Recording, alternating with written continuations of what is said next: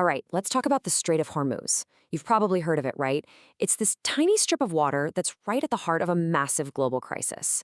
But here's the thing. This isn't just another story about oil. Oh no. This is about data, about diplomacy gone wrong, and maybe, just maybe, a whole new kind of warfare. So here's a question for you. What in the world connects giant oil tankers, your internet connection, and even the price of vegetables in Pakistan? I know, it sounds like the setup to a really weird joke, doesn't it? But the answer is very real, and it's unfolding right now in the Strait of Hormuz. This is where a fight over physical stuff, like oil, is spilling over into our digital world, and it's causing these crazy, unpredictable ripple effects thousands of miles away. Okay, so here's how we're going to break this all down. First, we'll get into why Hormuz is such a unique choke point. It's got this dual blockade thing happening. Then, we'll look at Iran's new and, frankly, terrifying weapon, the internet cables. After that, we'll see how this is hitting a huge country like India, and we'll dive into a really bizarre story about Pakistan's attempt to play peacemaker. Finally, we'll try to figure out where all this is headed, with the whole world basically holding its breath. All right, first up, let's really get a handle on what's happening at the core of this conflict.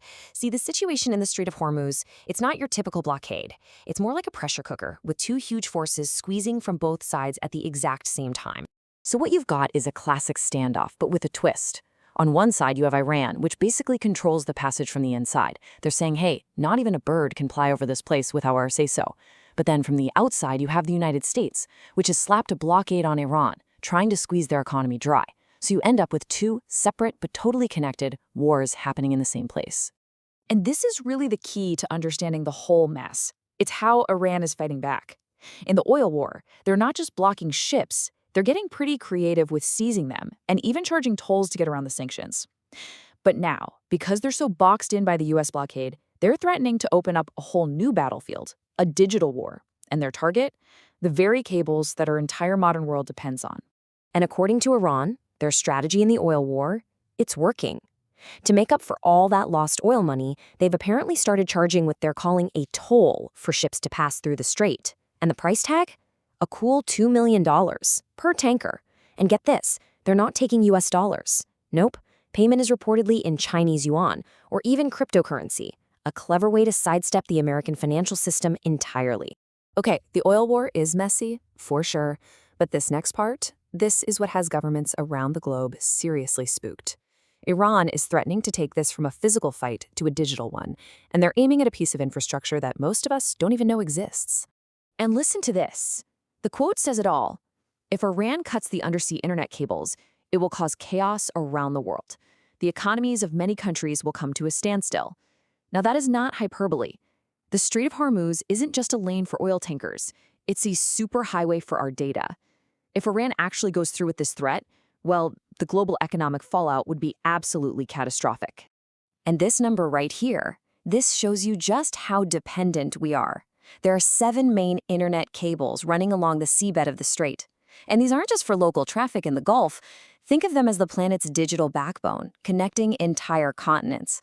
They carry over 97% of the world's internet traffic. We're talking e-commerce, cloud computing, your video calls, everything. Now, the countries that would feel the pain first and worst are these 5 Gulf nations. Their internet lifelines are almost completely tied to the cables running through Hormuz. If Iran manages to damage or sever several of these cables, you're looking at a near-total digital blackout. It would grind their modern, super-connected economies to a complete and sudden halt. But this isn't just some regional squabble. The shockwaves are already spreading, and they're hitting major world powers. India, for example, finds itself caught right in the middle, and it's getting squeezed on 2 fronts, energy and digital. Just look at India's digital exposure here. A massive 60% of its internet traffic travels west, through those very cables in the Middle East. So any disruption in the Strait of Hormuz could seriously cripple India's connection to the world. We're talking everything from accessing international websites to processing online payments. And then there's the energy side. While Iran is apparently letting some oil tankers headed for India get through, the gas supply is a totally different story.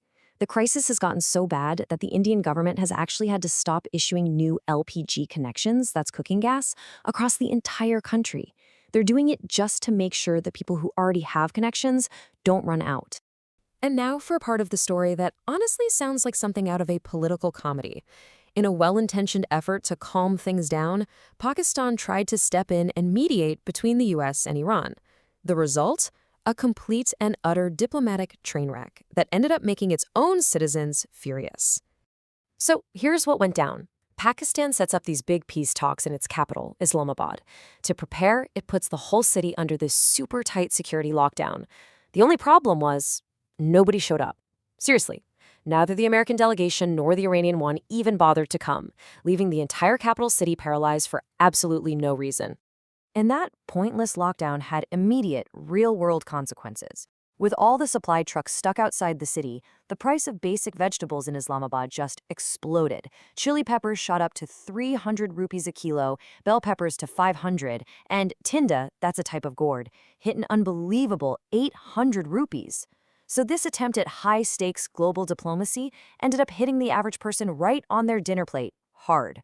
So where does that leave us right now? Well, pretty much in a state of massive uncertainty. The main players in this game are sending completely mixed signals, making it impossible for anyone to know if we're heading towards peace or a much, much bigger conflict. I mean, look at the US strategy. On the one hand, you have President Trump announcing what he called an unlimited time ceasefire. Sounds good, right? But at almost the exact same time, the Pentagon sends one of its most powerful assets, the nuclear-powered supercarrier USS George H.W. Bush, steaming towards the region. So which is it? Is this a peace offering, or are they just buying time to position for a massive strike? Nobody really knows. And Iran, for its part, is not backing down one bit. It's continuing these defiant acts. They recently seized a container ship that was on its way to India and even released the video. And then there's this symbolic, almost theatrical move. They've started repainting their missiles from pink to blue. It's a signal to the world that their arsenal is so full, they're using brand new, freshly painted missiles, all ready for action. And all of this leaves us with a huge, lingering question. This conflict in the Strait of Hormuz is forcing us to completely rethink what power even means in the 21st century.